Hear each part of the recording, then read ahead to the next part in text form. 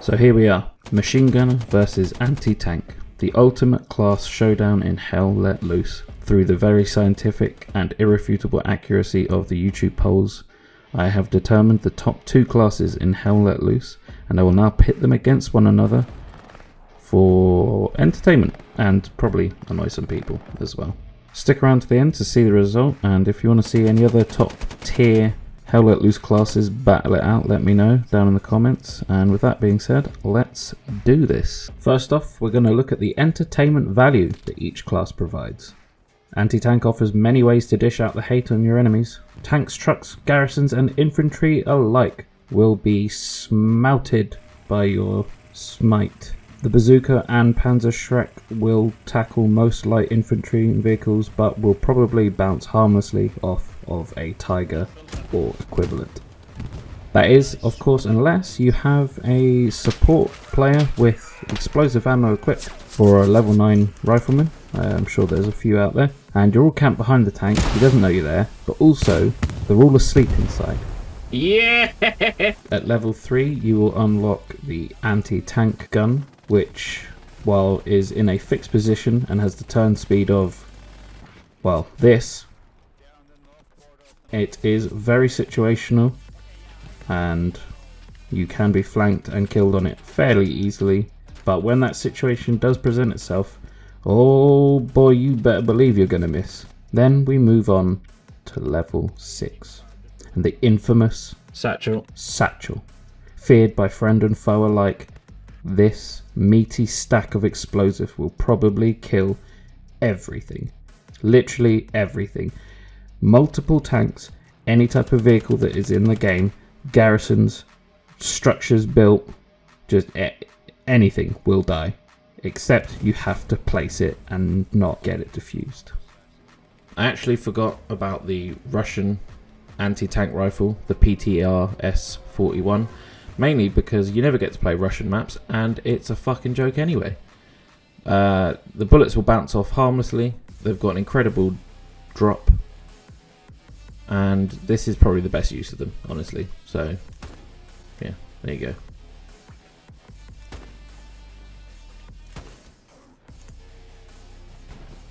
Now let's talk about the machine gunner class. The first MG you get on the German side is an MG34 and will have about 13 to 15 bullets in the drum magazine. However, it will not take long to level up and get Hitler's Buzzsaw, the Hedgestrimmer, the Maschinengewehr 42. This phallic, ego-stroking beast has about 250 rounds in a drum and can spit them all out before you can finish your first blink of the morning. It will strike fear in the enemy and then also strike bullets into them as well. Next we come to Russia with the Degtyaryov 27, the DP27, which has a much slower fire rate than the other 2 machine guns, but also a lot less ammunition. Russian so it is definitely the underdog. However, it is incredibly accurate, and in between engagements you can use the top little pan there to cook your bleeders on. So that's really good. Finally, the US. The Americans have the Browning M1919, which has about 200 plus rounds in the belt.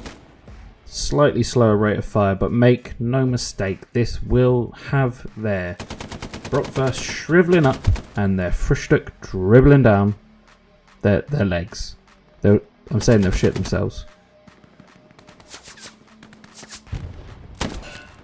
The next weapon is the BAR. Moving on. This is a tough one to make a decision on. On the one hand, I love blowing shit up, but those opportunities are hard to come by and even harder to act upon. However, the machine gunner role is very situational when it can be super effective, but there's always someone to shoot at. I'm going to give this one to the machine gunner role. Up next is versatility. Starting with the machine gunner, it has really but one job: keep the bullets flying towards the enemy, preferably, and also don't die, which is impossible. The MG is best at defense, obviously, locking down small, tight bottlenecks, but Can be very effective on large pushes as well, keeping the enemy heads down, allowing people to move into position and take over a capture point. But once again, the moment you open that thing up, you're probably dead. Now looking at the anti-tank, you have a multitude of different ways to play this class, with varying levels of success obviously. Level 1 is probably the most versatile, given that you come with an M1 Garand if you're the US, or stupid bolt action rifle if you're anyone else. But you get your grenades, your bazooka, everything like that. So you're essentially a rifleman first, and then if a tank shows up, good job. Or, send a bazooka through the window and kill that pesky team that are dug in. The world is your oyster. Level 3 trades the bazooka for an anti-tank gun, which you will struggle to get built because there'll be no supplies, or if there are supplies, you'll get shot trying to build it, and once you have built it, all the tanks will be on the other side of the gun, and then you'll get shot. The level 6 kit changes drastically.